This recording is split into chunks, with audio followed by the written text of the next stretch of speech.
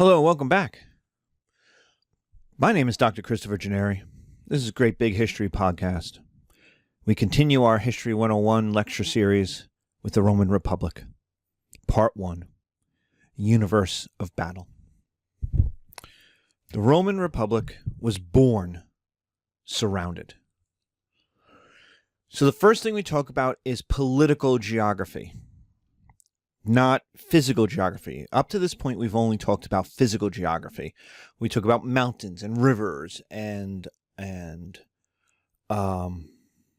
ocean. In Italy, there's not really anything that affects the movement of peoples. There's the Alps, but even that didn't affect the crossings by the Gauls. And so what really affected Italy, or what will become Italy, is the distributions of peoples. And so it's the political geography rather than the physical geography. And so there's the very famous phrase from Caesar, from Julius Caesar, in his Gallic Wars, in his book about his triumph of the Gallic Wars, is the first sentence. It became famous in Latin because schoolboys in Europe in the early modern period would that's how they started their Latin. You would read the Caesar's Gallic Wars. And it starts with, all Gaul is divided into 3 parts. And what he meant by that was France had what is today France. Gaul was bigger than France, or was. It depends on what version of French you want to talk about. But the idea is the land of the Gauls was divided into 3 large cultural regions. Italy was divided into 4. In the north are the Gauls. Now, the Gauls are foreigners. They come from Gaul. They come from across the mountains. They come from what is modern-day France. They are foreigners who came into Italy. And in our matrix, we're going to call them dumb and tough. Now, if you're a big Gallic fan, you're going to say they're not dumb, but to the civilized peoples, to the peoples who are in cities with walls, living a settled life, the Gauls are barbarians. That's, in fact, the Gauls are what Romans thought of as the barbarians. And so Gallic bands also entered the Greek world, smashed. That's where for those of you who know your New Testament, that's the Galatians. The Galatians are Gauls who came down the Danube, smashed into the Greek world, smashed into Thrace, crossed over, killed at least one Greek king, crossed over into Asia Minor, and then settled and said, well, we're going to live here. And everyone went, okay. So the Gauls are fairly terrifying, and they are pretty much the model for badass, tough barbarians, pretty much until we get to the Goths / Vikings later on. So the Gauls come from Gaul. They crossed over the Alps. They settled in northern Italy, which the Romans will call, they don't call northern Italy because it's not Italia, because the Gauls are there, so they called it Cisalpine Gaul, C-I-S, Alpine, A-L-P-I-N-E, Gaul, meaning Gaul on this side of the Alps, on our side of the Alps. There's Transalpine Gaul, Gaul on the other side of the Alps. But the Gauls are the most dangerous enemy for the Romans. They are foreigners, they are dumb, they are tough. They fight with giant two-handed swords. They charge. The Gallic charge scared people. They many times fought naked, painted themselves blue, sometimes lit their beards on fire using the wax that came out of their mead, because they drank mead instead of wine. So mead comes from honey. So when you ferment it, you get a wax. You put that into your beard, light your beard on fire. Everything about the Gauls was intimidating. They stood 6 feet tall, where Romans and Greeks stood 5'3". They weighed 180 to 200 pounds, whereas Greeks and Romans maybe weighed 120 pounds. Everything about the Gauls scared the Latins. They're too tall. They're too big. They're too tough. We get the word tumult, tumultuous. A tumult was a Gallic war band on the move. A tumultos, I think it's pronounced. So the Gauls are in Cisalpine Gaul. They're in northern Italy, and they scare the hell out of everybody. To their south are Etruscans. Now, the Etruscans are native Italians, and they are smart. In fact, the Romans will say everything we learned that didn't come from the Greeks came from the Etruscans. So they're smart, but they're also weak. Lots of civil wars, lots of infighting. In fact, it was an Etruscan king who probably brought the Gauls in to Italy in the first place as mercenaries, and the Gauls did a Skynet. The Gauls did the Matrix. They did what robots do when they realize they're working for idiots. They said, what if we just take over? And they just took northern Italy. So the Etruscans are smart. They're civilized. They have cities. They have all of this. They have very excellent gold and metalwork. You could go to museums, especially in Italy, and see lots of Etruscan artwork. The Etruscans are smart, but they're weak.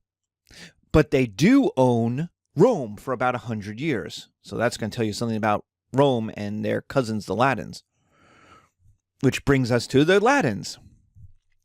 The third part, the middle part of Italy, is the land of the Latins, the people who speak Latin. They are native Italians, like the Etruscans, and they are dumb and weak. They're poor. They're in the poorest part of Italy. Rome is Latin. Now, if you're watching the video, that's Rome is the blue dot on the map. Rome is Latin, but not all Latins are Roman. There's something like, I want to say 75 Latin towns, villages, and cities in this area. And the Romans will fight them for a couple hundred years. In fact, their sameness meant, and the constant fighting meant it was their longest struggle. The hardest people the Romans ever conquered were their cousins, the other Latins. Why? Because they had no advantage against them. They fought the same way. They had no disadvantage against them. They all acted and thought the same way. So it was their sameness that made the struggle so hard, because it made everything so even. But the Latins were not allied to Rome. They're just all of these different cities. There is no reason why Rome becomes Rome. Rome is willed. Rome is sacrificed. Rome is built by generation after generation after generation. Rome could have easily have been any of the other cities that the Romans conquer and disappear. That's in fact what the Romans are terrified of happening. So the Latins are dumb and weak. And then to their south is Magna Graecia, Greater Greece. The Greeks, who are foreigners, they come from Greece, they came across the sea, they pushed out whatever native Italians were in southern Italy and Sicily. And they are smart and tough. We've talked about how smart they are. They have Homer and plays and philosophy, and they're tough. They just conquered the Persian Empire, and they have looted the Persian Empire. And so money has flowed in. The Greek phalanx is the best military unit in the world. They are tied to Greece. They are allied with Hellenic states. They are one of the leading parts of Greek culture. They are everything the Latins could want. The Latins just look at them and go, wow.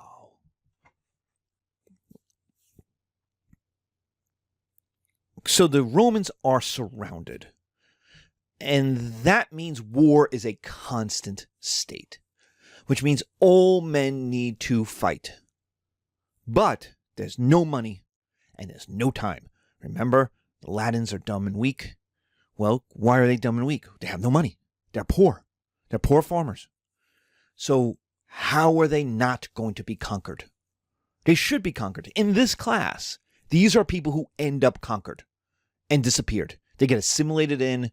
The Greeks come along, some Greek king like Pyrrhus comes along, conquers them, boom, moves on. Or a Gallic war band burns through, and they're never heard of again. That should have happened. Why doesn't it? Well, because the Romans will sacrifice everything, their entire culture, for it not to happen. And they will create an army of citizen farmer soldiers. These are volunteers. Well, they're not quite volunteers, but they're not professional soldiers. They are farmers. They will be citizens. All people will be citizens at birth. Unlike the Greeks, where you got citizenship once you join the military, the assumption is you will be in the military. You will not be in the military. But we don't have the money to have a professional army and a militarized society like the Assyrians, like the Spartans. So the idea is it's an army made out of the reserves. That's the way to think about it. The U.S. reserves, where you be a farmer for 5 days, and then you're a soldier for 2 days. And then you're a farmer for 5 days, then you're a soldier for 2 days. And in the summer, you become a soldier for 2 months. And then you become a farmer again. And there's this constant back and forth, back and forth, back and forth. Why? Because war is constant. You're constantly fighting somebody. They're fighting other Latins. They're fighting off the Etruscan invasions. They might be fighting a Greek city. They're constantly fighting somebody. The question is not if. The question is how many. So they gain rights and responsibilities. They always have them from the moment they're born. Does that sound familiar? It should. That's us. You have rights and responsibilities from the moment you are born. You're right. You have a say in the government. Now, that doesn't mean 5-year-olds have a say in the government. It means they will have a right to vote. You have a right to have a say in the government that will send you to war. What is the responsibility? To serve Rome in the capacity you can. That doesn't always mean join the army, but it usually for a regular old farmer does. Like if you're a blacksmith, your use may not be in the army. Your best use may be making horseshoes, making swords, making in Rome. But everybody serves. The rich serve and the poor serve and the regular serve. The patricians are the top 2%, the rich 2%. And they will serve. They will be your officer corps. And what they value is a concept called auctoritas, where we get authority from. That's the idea to lead, to be taken seriously, especially by your peers.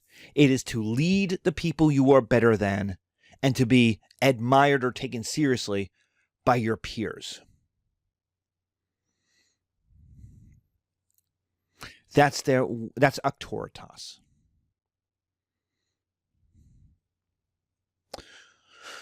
And that is the richest 2%. This will be your senatorial class. These are your richest families. Everybody else, the bottom 98%, are called the plebeians. Whether you're a farmer, you're a blacksmith, you're a worker, you're a miller, you're a merchant, that's your 98%. You are not in the patrician group. You're not in those families. So you're locked out. Okay.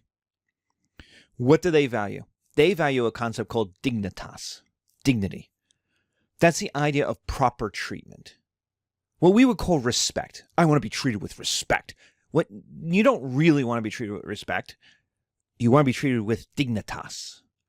You want to be treated the proper way you feel you should be treated for your position, for who you are. Women are citizens at birth. This is different than, remember in the Greeks, we said women aren't citizens. In Rome, they are citizens. Why? Because I didn't say serve in the military. Like I did with the Greeks. I said serve Rome. And women will serve Rome. Why? Well, they will give birth to the next generation of men who will be in the army, but also they will raise those children. They will also take care of all the stuff that men have to do while the men are away at war, while the men are away in the reserves, while the men are fighting. You can't have the men worry about their farm back home, worry about their business back home, worry about their practices and lawsuits back home when they're in the military. So who's going to pick up that slack? And the idea, just like the United States did in the 1940s, is women will take up that slack. Wives will take up that slack. So in exchange, Roman women get rights and protections. Women get an education. Why? Because they have to be able to count. They have to be able to know. They have to be able to read. And really, when we say education, what we really mean is reading and writing. But women need to be able to do that because they have to make contracts in the businesses to sell the grain, to hire workers. They have a marriage veto, so they have control over their body. And in fact, poorer women will have more freedom of who to marry than richer women. Patrician women don't have a lot of freedom because that's like the merger of two giant companies when patrician women marry.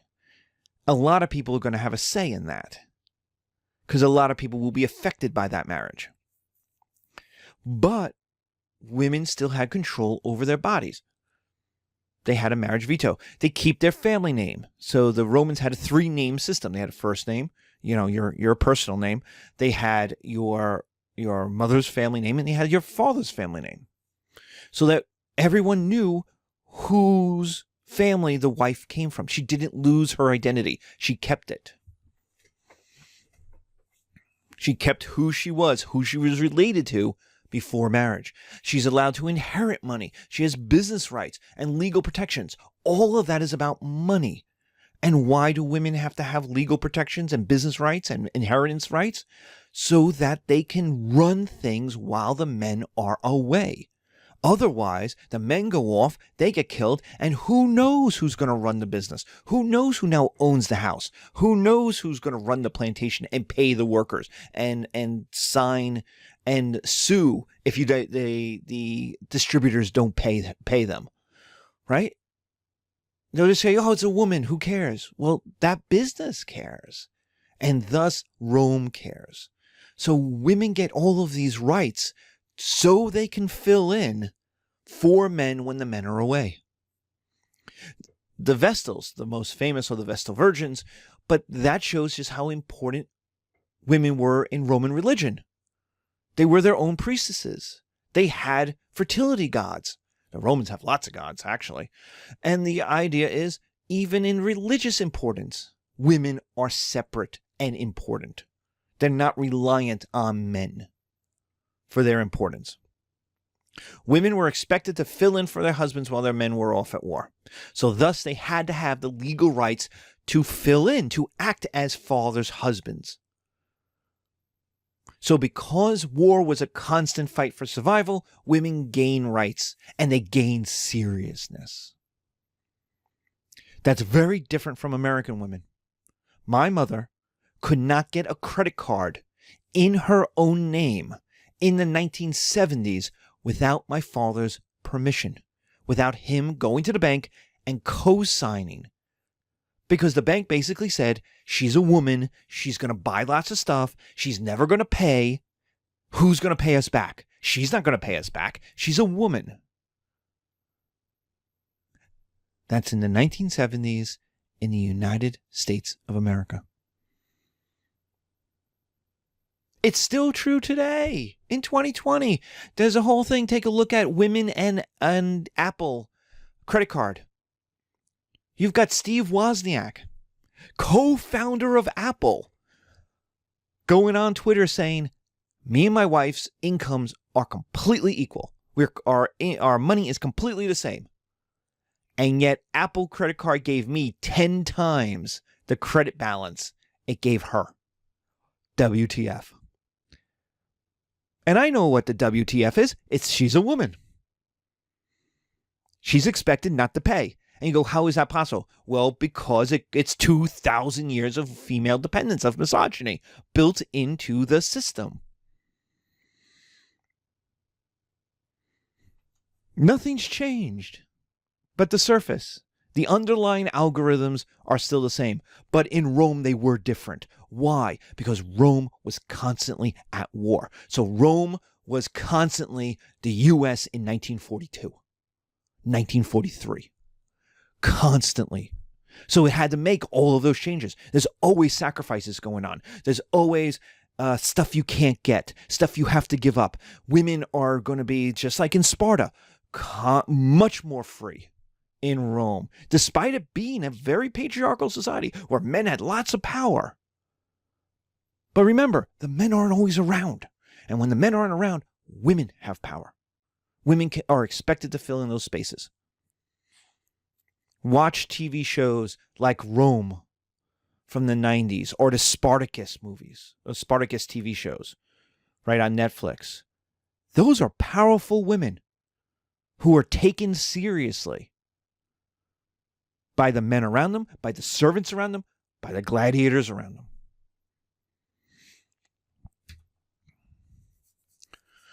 So what kind of government is Rome going to have? Well, remember I said a little while ago that Rome was owned for about 100 years by the Etruscans? Well, the Kingslayer, Lucius Brutus, the great ancestor of Marcus Brutus, Brutus who will kill Caesar. And of course, it's Marcus Brutus who has to kill Caesar. This is the tragedy of Marcus Brutus. This is the tragedy that people forget about. His ancestor is the founder. His ancestor is George Washington. His ancestor, Lucius, is the Kingslayer, is the father of the country, is the freer of Rome from Etruscan slavery. So when Caesar, who is kind of Marcus Brutus's stepdad, because Caesar has a long-running relationship with Marcus's mom. So in a way, there he's looking at him as a stepdad, at best, at least as an uncle. And then he's seen his uncle's stepdad, his mother's lover, start to wear purple or off purple, start to talk about kingship, start to walk the walk of kings. And what people start to do to Marcus is knock on his door and be like, Marcus, what would Lucius say to this? He's the Kingslayer. You're the descendant of the Kingslayer. If there is one man who is going to save Rome from a king, it had to be Marcus. It had to be Brutus. So the idea, kind of like the idea that Dante puts Brutus and Cassius, but puts Brutus in the level of hell with Lucifer, right? As of the great betrayers. It had to be Marcus. And so Shakespeare's Et tu, Brute, and you, Brutus, you too? Brutus's answer is, yes, it had to be me. I led these guys. You knew it was me. It had to be me. Don't and me, stepdad. It had to be me, because I am a descendant of Lucius Brutus, the father of the country, the Kingslayer. He leads a revolt against the Etruscan king in 509 BCE. Kicks out the Etruscans, frees Rome. Rome hates kings. What's the problem? Well, you can't have a monarchy. Well, we've only talked about monarchies and the crazy-ass democracy of Athens. So what else are we going to have? Well, what we create is the Republic. The Republic will be run by rich old men, a group of them. A group of homeboys. The Senate. About 100 to 200. It expands, it shrinks. But about 100 to 200 old rich men who represent the richest, oldest patrician families. The Senate literally means rich old men. So we have a Senate, and what is it full of? Rich old men. We've added some women. They're still rich. They're still old.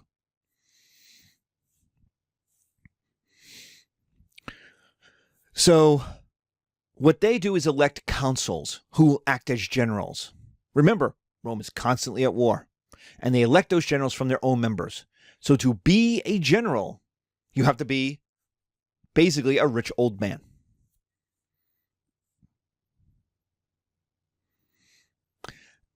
And the Senate will run by consensus. Everyone agrees. And that forced compromise. Remember, these guys are from these families. They're related to each other. They know each other. It's like our Senate when we created the Senate in the beginning. There were 13 states. That means there were 26 guys who had all fought in the Revolution.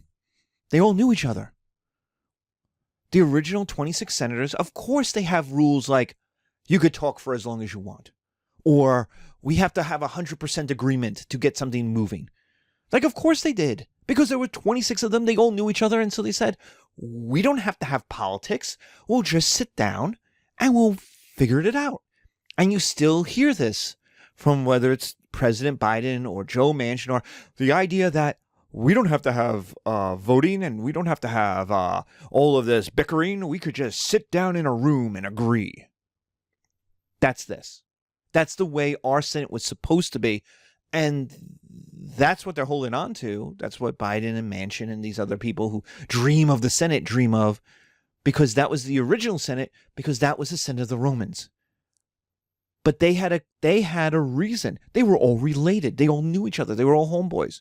So they had a reason to agree, to get it moving. They also had to tell all the poor people what they were doing. So if they were fractured, they couldn't then tell the poor people what to do. And so what consensus did was force compromise between the majority and the minority. The majority got what it wants. The minority got protections. So the majority would say, oh, we want to do this, X. And the minority group would say, that's fine. We understand you're the majority. You get what you want. But we don't like Y and Z about your X. We don't like how it's paid for. We don't like who it's going to affect. It affects too many people.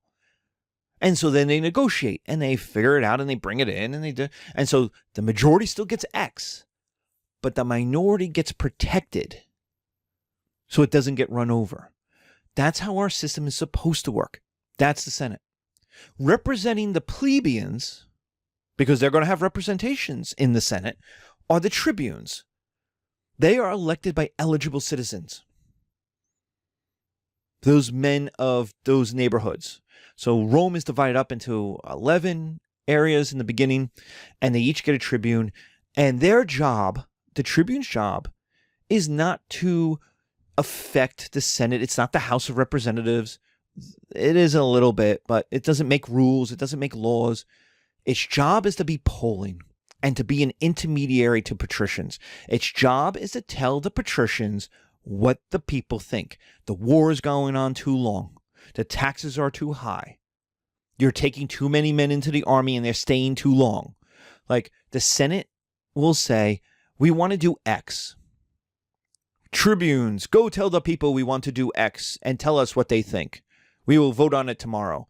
And they call a meeting. They go to their part of the city. They tell what the Senate wants to do. They listen to the reactions. They go back the next day to the Senate and they say, they love it. Or they say, they're okay with it. Or they say, they don't really like it. Or they say, if you do this, they will burn down Rome. And how the tribunes react to that will determine how the Senate reacts. The Senate will never say, oh, we will do what the people want. This is not a democracy.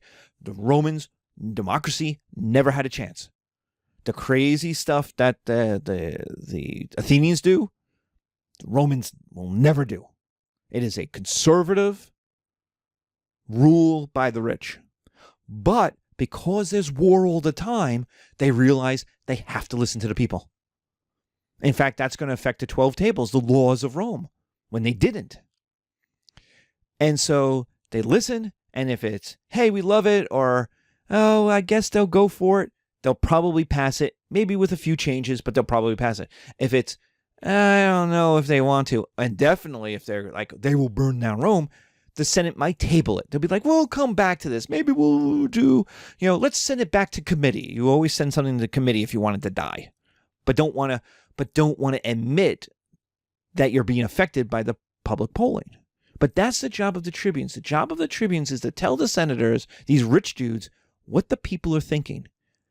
And for 500 years, the system works. And then the senators get too rich and they stop caring what the people think. And we'll get to that in our next episode. The third part of the Republic, probably the most important part, more than the Senate, more than the representatives, is the 12 tables, the laws of Rome. These were written in stone, and they were, the innovation is that they applied equally to all.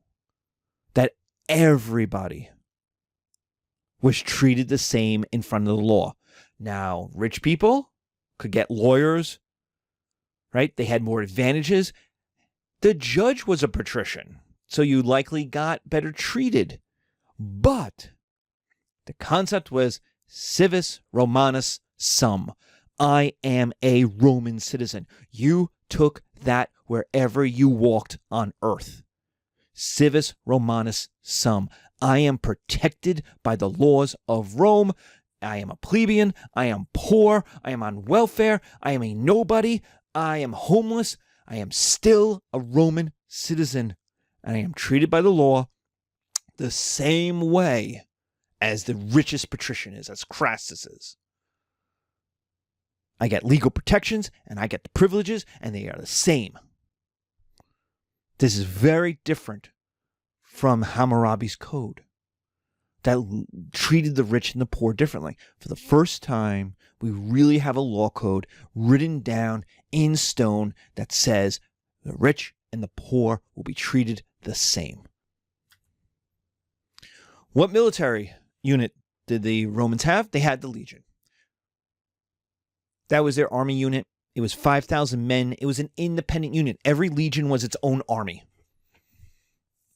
It's the equivalent kind of a corps today. It used to be a division, and then Napoleon made it the corps, and it's kind of the corps today. Though maybe, I mean, in the recent Iraq wars, we kind of went back to divisions. So, a corps is a bunch of divisions together. But the idea is it's an independent unit. One legion had everything an army needed. It was an independent unit. You could send one legion to go fight a war somewhere against the Gauls. If you sent 2 or 3, it was a big deal. Their weapon was the sword. So they carried a sword and a shield, and that shield protected the soldier, the legionnaire. It was to protect themselves. And if you're looking on the video, you can see it's slightly curved inwards, so you could hide behind it. You could put it up, duck your head down, and it would curve around your shoulders. And that would protect you, especially, it's made especially for fighting Gauls, Gaulic charges. Because you could put it up, brace yourself, and these 200-pound men would hit into you. But because you used a sword, you had to spread out. You couldn't fight in a phalanx next to each other because you would hit the person next to you, so you had to spread out. So what the legion is, if the phalanx is a square, the legion is a rectangle. It's thin and wide. It's instead of 8 deep, it's 8 across, and 4 deep, 3 deep. The advantage is flexibility. This is a huge advantage. They could turn, back up, feint.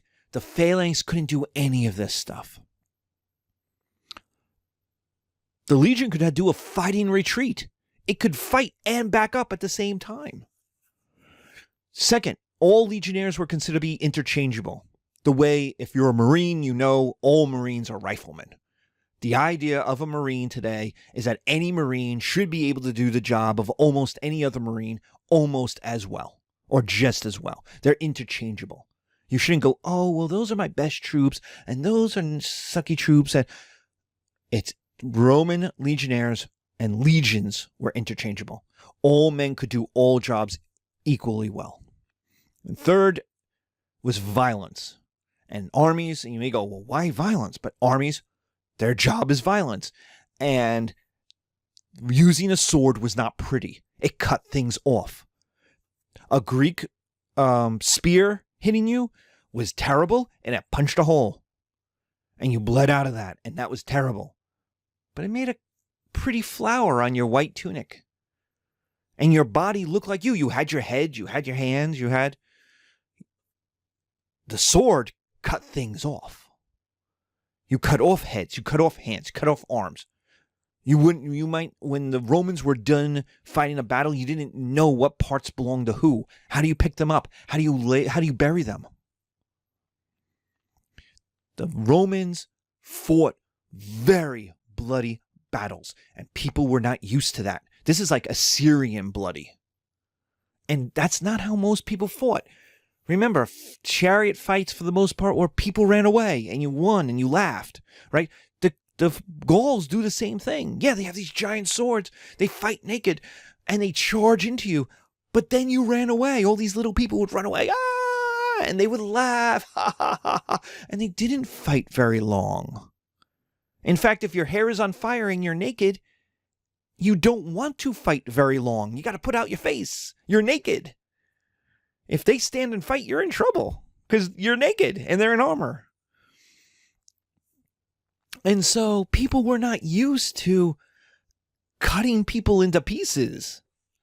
This is like Assyrian level violence. The Greeks don't fight this way. The Egyptians, Persians, Babylonians don't fight this way. They fight with arrows. They fight with spears. This is like barbaric Vikings with their giant axes cutting things off. Like, people got freaked out. So that is an advantage when you march and you fight these people. When your legions can do things no one else can do on the battlefield. They could turn, they can move. There's a scene in the original movie Spartacus that is like 2 minutes long. And it's just these squares. They got guys, because it's not digital, it's done in the 60s. And they do them moving onto the battlefield. Crassus is moving his army onto the battlefield against Spartacus and his horde, his just mass of like fighters who can't do any of this. And the legions turn, and then they turn again, and they back up. And you're like, oh my God, how are you going to fight that? It's like a peewee football team versus the professional Philadelphia Eagles. Like, how? The Eagles run a play, they run over you. They know what they're doing. They are incredibly practiced. And when one of them hits you, ooh, that's going to hurt. So you don't want to do that anymore. We go, okay. We see this with when they fight the Greeks. The Greeks just give up and go, hey, stop killing us. Just stop it. No. The disadvantage is it took training to use a sword and a shield, and there's not always the time.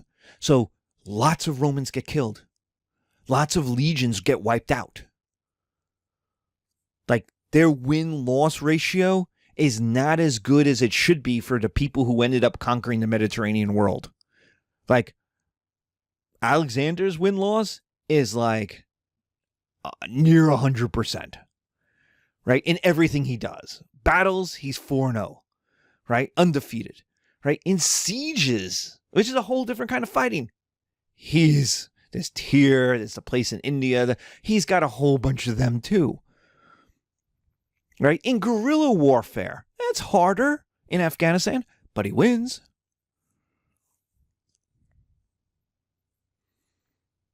The Romans, on the other hand, we're going to talk a bunch of times about Roman defeats. Pyrrhus will defeat the Romans. Hannibal will defeat the Romans. Later on in the empire, the Goths and the Germans will run over the Goths, Germans, and Huns will defeat the Romans. And part of the reason, especially for Pyrrhus, especially for Hannibal in the Roman Republic, because they don't have a professional army yet, it took training. And there's not always the time for guys to do that. There's not always the experience for them. So you could defeat a Roman legion. They weren't The Assyrians, they weren't undefeatable. They weren't like, why are we even trying? You could defeat them. Their thin lines were easily broken, whether by a phalanx just punching through, like a pencil punching through aluminum. Like, think of it that way. A pencil just right through aluminum. The phalanx could do it. Elephants. This is why the Greeks, Pyrrhus, will bring elephants to fight the Romans in Italy. And Hannibal will do the same. The idea is that they will freak out the men, and they'll open up these holes. And what happens is the elephants run right through them. The holes open up. There's now these big gaps. And then the horses or the infantry of the army follows right behind the elephants. The elephants aren't supposed to run over people. They're not the elephants in the Lord of the Rings, the Oliphants, who also are 20 stories tall. But they're not that. They're not tanks. They're more like battering rams. They punch a hole through these lines, and then the infantry fills it. It separates these guys out. They fill it. The Romans freak out. They run away. That's what's supposed to happen. So the advantage is they have all of these advantages that give them the ability to win. They also have huge disadvantages. That means they are going to lose battles. But what the Romans will do is not lose wars. So this constant war equaled an evolution. They had to get tougher to defeat the Gauls. They had to learn to stand in their ground versus the Gallic charge, which was terrifying. 10,000 men charging at you with giant swords, screaming at you. Dude, you'd pee your pants and run away. So if you could learn to stand your ground, suddenly you realize that you're protected by your shield. There's this guy with stinky breath on top of you, but your shield is protecting you from him. He can't hit you because he can't bring a sword down on you, and he's not wearing any underwear. So if you could just move that shield enough to get that stab in, you're going to cut right into him. Suddenly you're going to have the advantage. You've got armor on. You've got a shield. If you can stand, you can win. But you have to be tougher. You have to be braver. And that's not easy. Because everything about the Gauls is meant to intimidate. The second thing is, to fight the Greeks in the south, you have to get smarter. So they had to get smarter. They had to evolve. They had to get tactical. They had to get strategic. You can't go charge a Greek phalanx. You have to trap it. You have to outsmart it. They had to outlast Pyrrhus. The Pyrrhic Wars. Pyrrhus comes in. He's got elephants. He is the new Alexander. He comes in. He's the only guy, the only one who is going to fight and win against both Rome and Carthage. Like, think about that for a second. Like, I know we talk about the Pyrrhic victory, and we'll talk about that in a second, but he is the only guy who has victories, any victories, against both Rome and Carthage, the two leading superpowers of the Mediterranean. He defeats Rome twice, and the third battle it's a draw. It seems to be on the battlefield a Roman victory. I've read the sources, and the problem is the Roman sources will say it's a complete victory, and you're like, yeah, but it's not. But Pyrrhus will leave Italy. He will leave after the battle, so that's kind of a defeat. He does march on Rome earlier after his first or second victory, and can't sack Rome. Hannibal will find the same problem. These guys will come and not bring siege equipment, or worse, the Italians don't rise, the other Latins don't rise up against and help them out. But the idea is, to get back to this, they have to outlast Pyrrhus. They will fight Pyrrhus and be defeated, and they will fight Pyrrhus again and be defeated, but they'll make more armies to fight him again. And this is where we get Pyrrhic victory from. Roman battles, even when they're defeated, are so violent, so destructive, that Pyrrhus is famously noted to say, with another victory like this, we'll be ruined. Like, you have won. He's like, yeah, not really. It's costing me so many men, and I can't replace them. The most violent thing in the ancient world is a Roman civil war. They just hack at each other all day. They know each other's codes. They know each other's methods of fighting. Like, they just hack away at each other. You'll get 50,000 casualties. It's like the most destructive war in England or American history is the Civil Wars. Because the armies were fighting each other. They knew how to fight each other. They were the same people. Pyrrhus was Greek, and the Romans were Roman. The Romans were Latin. So it's a little different. But a Roman civil war, well, the Roman Civil War is just incredibly bloody. But this leads to a problem. What do you do with the defeated? And where do you find new recruits to keep fighting all these wars?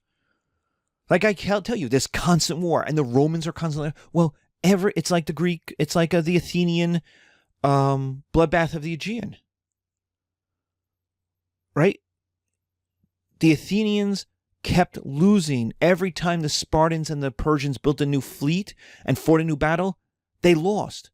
But the Athenians lost 2 ships, 3 ships, 4 ships. They kept losing men they couldn't replace. Well, that's happening to the Romans. The Romans are going to lose 50,000 troops or 10,000. They're going to lose 25,000 troops fighting Pyrrhus, right? That means you need 25,000 more men to keep fighting Pyrrhus. You have to find them. They're dead. So where do you get them? Where do you get the recruits to fight the goal? And when they're fighting Pyrrhus, here's the crazy thing. The Romans are also fighting 2 other wars. They're fighting the Etruscans and Sabini or the Samnites at the same time. They're fighting on 3 fronts. Where are they getting these men?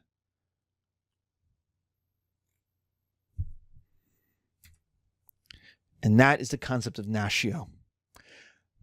Where we get nationality from, nation from, but natio is the secret sauce. It is what makes Rome, Rome. And it is underappreciated at the time, and it's not really remarked upon later. Like, it's just assumed it's part of the thing, but it is unique. It is what makes the Romans, Romans. It's what makes us, us. The United States is unique in the world because anyone can become a Roman citizen. Anyone can become an American from no matter where you are. What do you have to do? You had to act like a Roman and you had to fight for Rome. I had a housemate in graduate school who was Jamaican. He joined the U.S. Navy.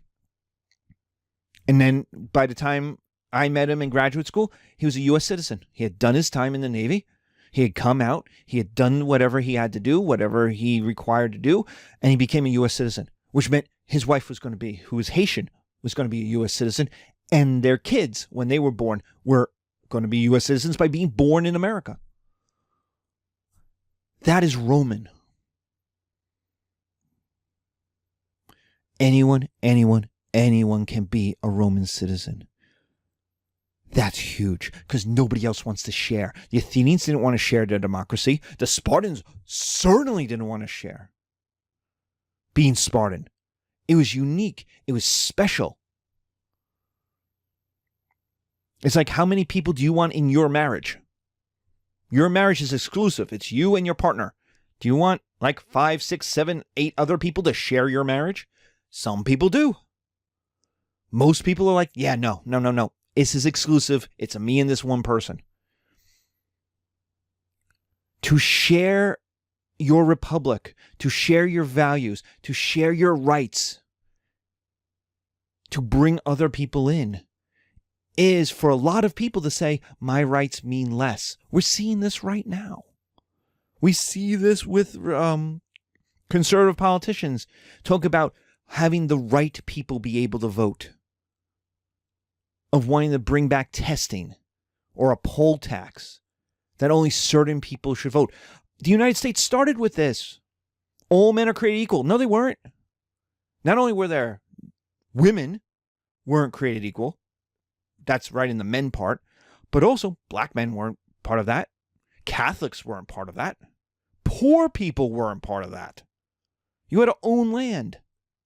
You had to have an income to be the men in the all men created equal. Not all people, not all men could vote at the start of the country. The franchise opens up, but at the beginning it was only, and you read the Federalist Papers, there's Madison saying, if we just let the rabble vote, they'll just vote for themselves. So natio is a huge, controversial thing that the Romans do. And they had problems with it too. There's what's called the social wars, where foreign non-Romans kept going, I want more rights. And they're like, no, we don't want to give you more rights. We'll give you some rights, but not all the rights. And they actually had a literal war against their neighbors where their neighbors wanted to be more Roman. Like, think about how crazy that is. Every war we're going to fight about is, we want to destroy you because you're bad guys. They're like, no, we love you so much you have to marry us. Like, think about how crazy that kind of war is. How unique that is.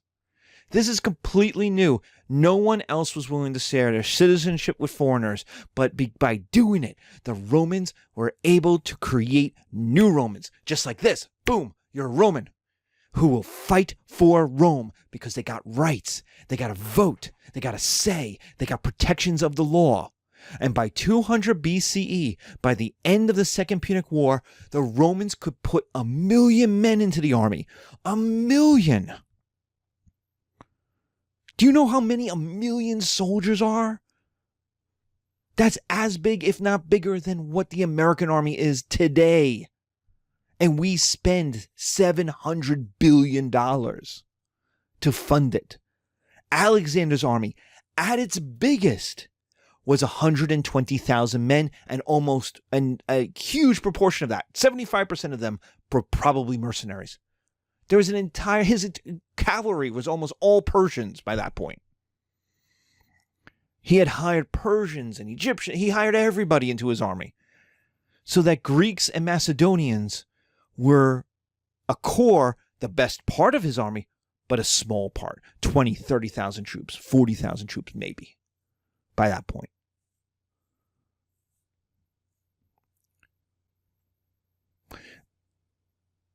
The Greek armies, if they hired as many mercenaries as they could afford, couldn't put 1 million men into the field.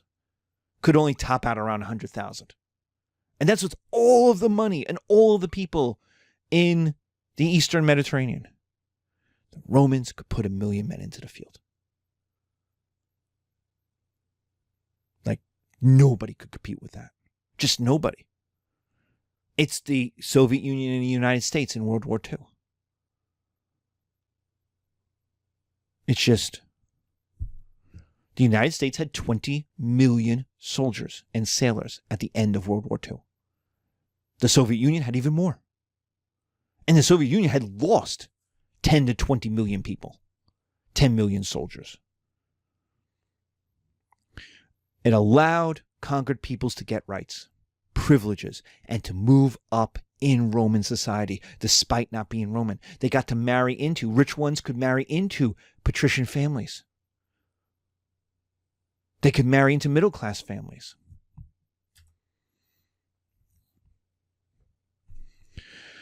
But the wars that make Rome Rome are the 3 Punic Wars. Who will control the Mediterranean? Hellenistic trade states, Macedon, Carthage, or an Italian land power. And the results are the largest conflict until the 30 Years' War in the 1600s. So, roughly, we're going on close to 2,000 years later. Rome has to change to win. They have to tap massive amounts of money, human potential, material resources. It is the difference. Rome at the start of the wars versus the end of the wars is the difference between the United States in 1940 and 1945, where it's a regional power versus a superpower. Rome learns how to build a navy during the First Punic War, which industrializes its economy. Because to build a navy, you have to have logging, you have to have carpenters, you have to have all the metal that's going to be used to bind things together. You have to have the wood for the masts. You have to have the wood for the oars. You have to have the cotton or the silk for the sails. You have to have the education to know how to run a boat. There's an entire industrial. Britain will do this in the 1700s. By building a large navy, it entirely changes your economy. Because there's so much that goes into. You have to have the dry docks. You have to have the ports. You have to have. And remember, then you could use the boat for trade. Or you could build boats for trade that you could protect with your military boats. So once you've got a boat, if it's not at war, you could try to put stuff on it and sell stuff. They have to learn how to control an empire after conquering Sicily, Sardinia, and Corsica from the Carthaginians. That brings in cheap food. It brings in lots of money. But it also forces the Romans to have a government and responsibility that can deal with these faraway places, that can deal with control over non-Italians for the first time. They have to have governors, ambassadors. They have to build ports so that Roman ships can get in. They have to create. They have to bring in the law code. So who owns what land? What taxes will they pay? Will they serve in the Roman army? All of that kind of government and responsibility to allow them to tap into those local resources. The Second Punic War, Rome almost loses. Hannibal invades Italy. He goes from Spain, crosses over the Pyrenees, picks up a lot of Gauls along the way, crosses over the Alps in winter with one of the most famous phrases in all of military history. When asked, Hannibal, how will we cross the Alps? Hannibal says, we will find a path or we will make one. Well, people were inspired by that. They're like, let's go. He crosses into Italy. He crushes the Romans in northern Italy, in Cisalpine Gaul. He then crushes them again in central Italy. He then crushes them again at Cannae. And Cannae is his glorious victory. Cannae is the worst defeat Rome suffers for the next 1,000 years, roughly. To the Battle of Adrianople. And the Battle of Adrianople is the end of the Roman Empire. The Battle of Cannae is 70,000 Romans are killed in a day. If you want to look at kind of how it works, you can look at the Battle of the Bastards in Game of Thrones, where the Romans, who are the bigger army, get sucked into a trap, get surrounded, get turned into this giant mass of a ball that's crushing as the phalanxes of Carthage's mercenaries move in and start butchering people. And it's estimated by one historian 800 men a minute were being killed. Some 80 senators are killed in the battle. It is a complete and utter destruction of a Roman army. Something that really, the closest thing is the Battle of the Teutoburg Forest, which ends the invasion of Germany. And that's nowhere near as devastating as this. This is such a devastating battle, the Romans made crying illegal in public. Because the idea was, we have all suffered. If somebody cries, everyone's going to start crying, and no one's going to want to continue the war. So Rome had to let Hannibal wreck Italy in order to win the war in Spain and Africa. So Hannibal is in Italy with his mercenary army, wrecking the place. What the Romans did is get on their ships and go and attack his supply lines. Go and attack his reinforcement lines from Africa, from Spain. They had to find a general who could win, who could inspire troops. Eventually, that becomes 24-year-old Scipio. Scipio, who will be known as Scipio Africanus, the conqueror of Africa. He's 24. Why him? You had to be an old man to be a general. Why Scipio? Well, they had hired his father. His father got killed in Spain.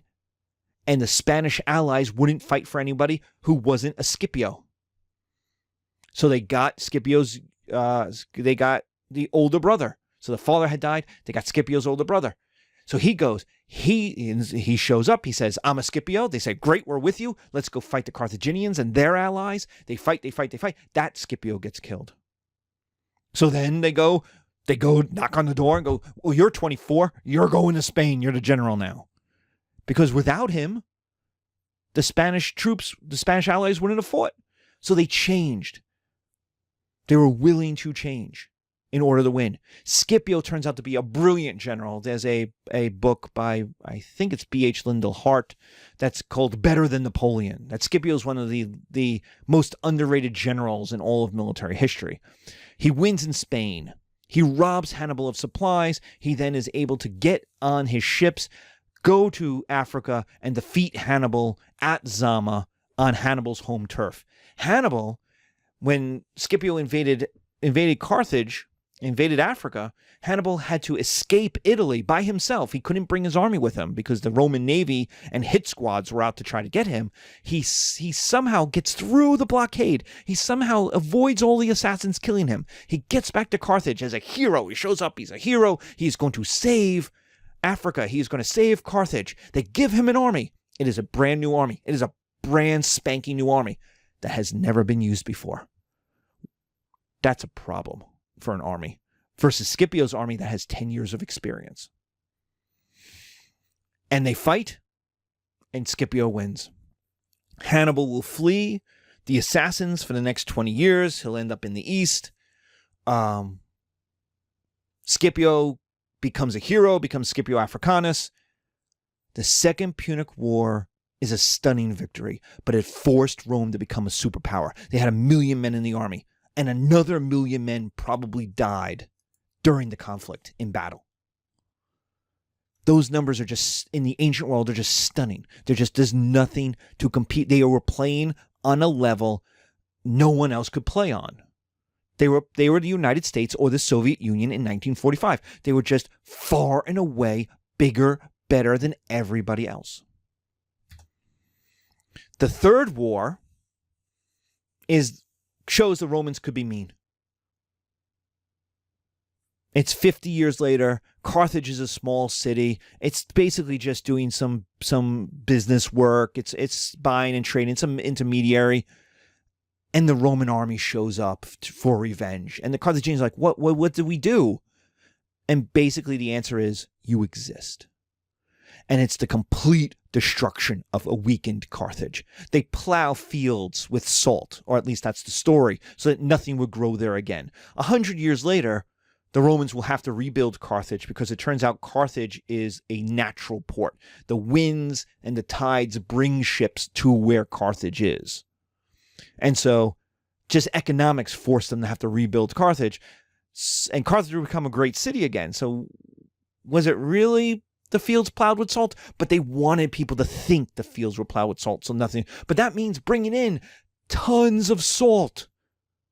Think about how many ships need to bring in tons of salt. Then you have to have workers unload this stuff. You had to have workers collect it and load it.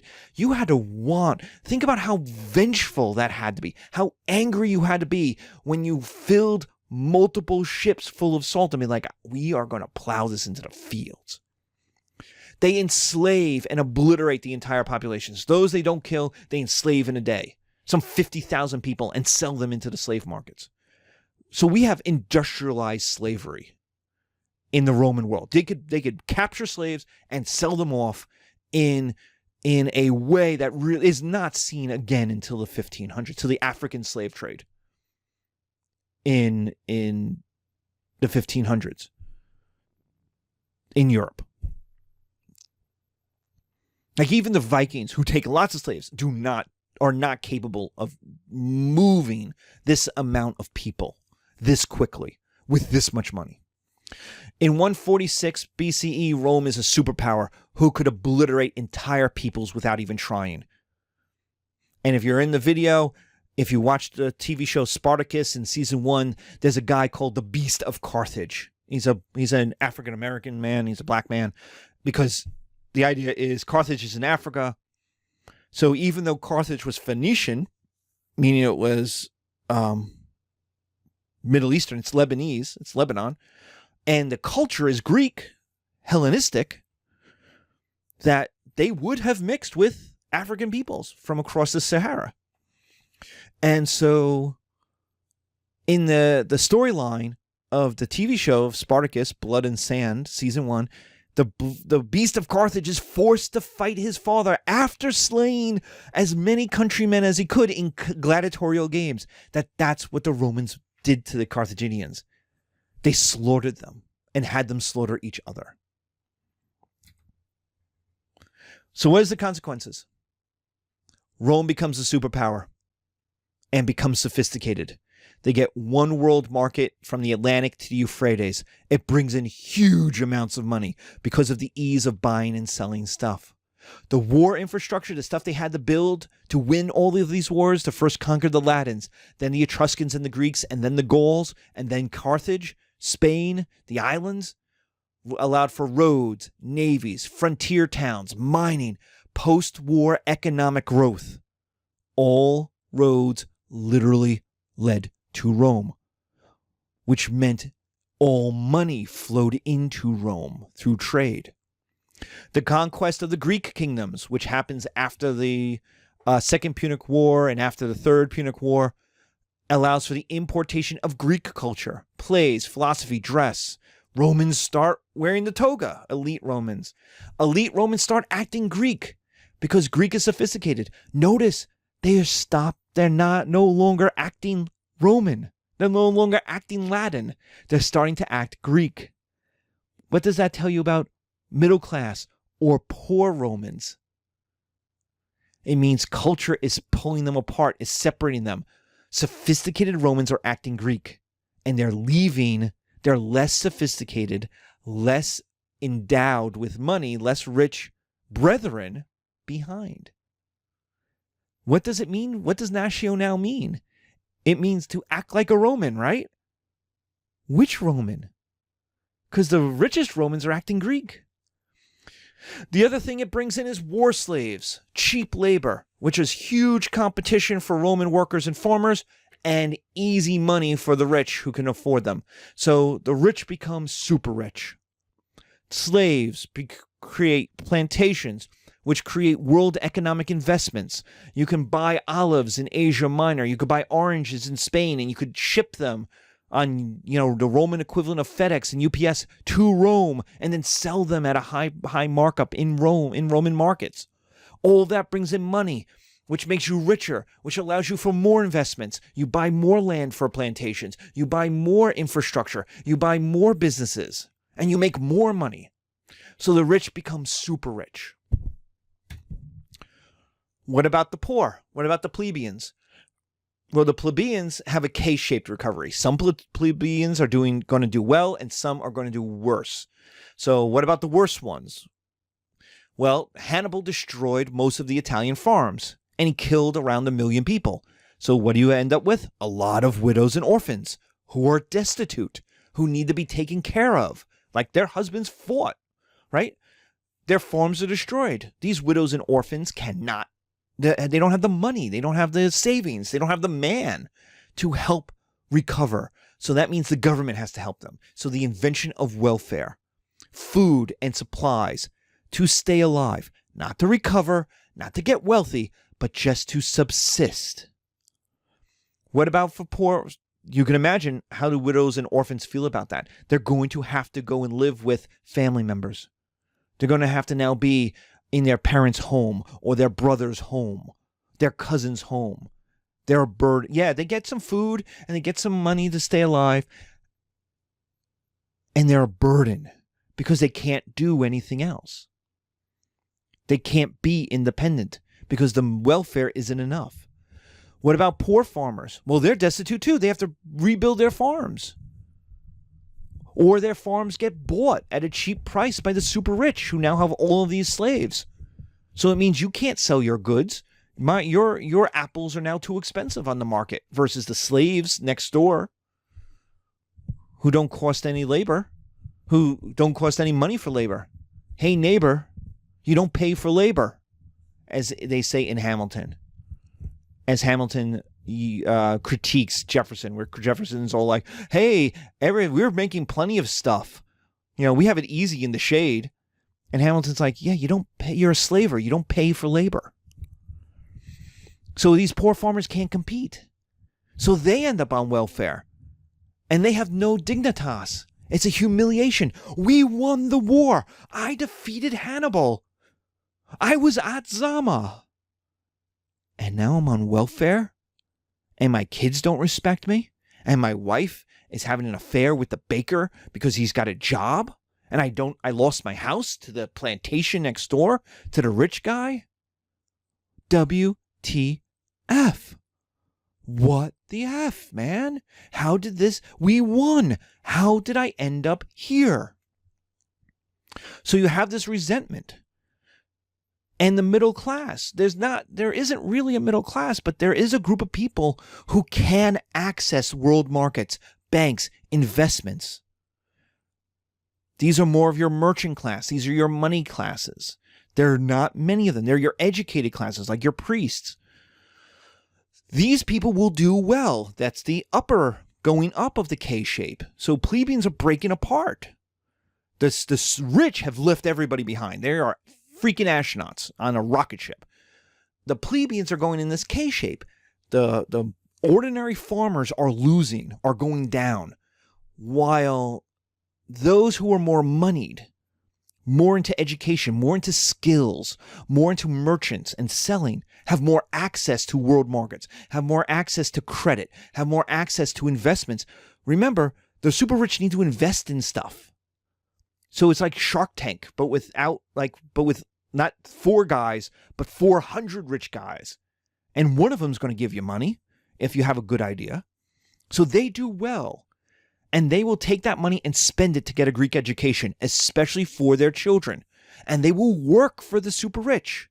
They'll become the accountants. They'll become the plantation managers. They will do the education work. They will sell their brains more than their bodies. But they become dependent on work, on labor, on income by the super rich. It's equivalent to college-educated workers in the United States since 1980. Increasingly, you need, and you know this, to do well in America, you have to get a college education. Those who have a college education have made a lot more money over the last 40 years than those who didn't.